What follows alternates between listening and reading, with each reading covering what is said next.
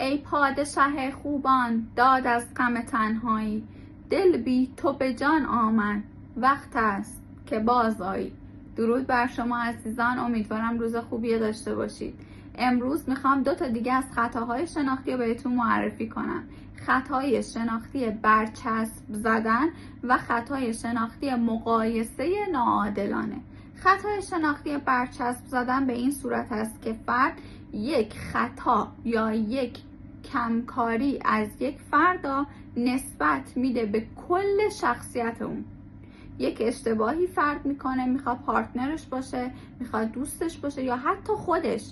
اگر یه کمکاری کنه، یه اشتباهی کنه، یه خطایی کنه، کلا لیبل، یه برچسب میزنه روش و میگه این فرد کلا بیارزه اگر تو اون کار کمکاری کرده باشه.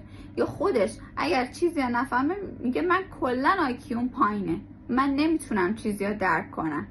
تو یک مقوله تو نتونستی درک کنی، تو یک مقوله اون همسرت یا دوستت شکست خورده، نباید لیبل بزنی، نباید اشتباه ها و خطاهای دیگران و خودمون حتی برچسب برامون بشه و کلا بمونه رومون که دیگه هیچ کاری انجام ندیم.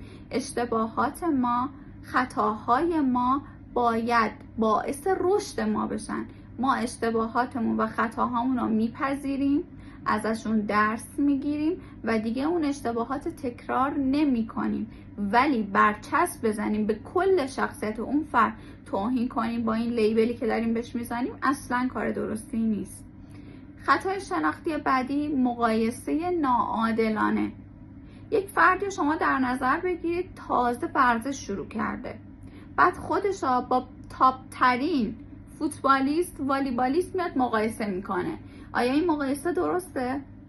شرایط محیطی، شرایط فیزیکی و سن، همه چیز با اون فرد متفاوته. هیچ وقت خودتونا با کسی که در یک جایگاه دیگه هست مقایسه نکنید، چون این مقایسه ناعادلانه میشه. هر فرد در هر شرایطی که هست با همون شرایط باید رشد کنه.